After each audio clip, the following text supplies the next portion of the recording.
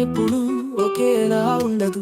తల పొగరుతో తిరిగిన వాడిని తల దించుకునేలా చేస్తుంది. తల దించుకుని బతికిన వాడిని ధైర్యంగా బతికేలా చేస్తుంది. నవ్విన వాడిని ఏడిపిస్తుంది. ఏడ్చిన వాడిని నవ్వేలా చేస్తుంది.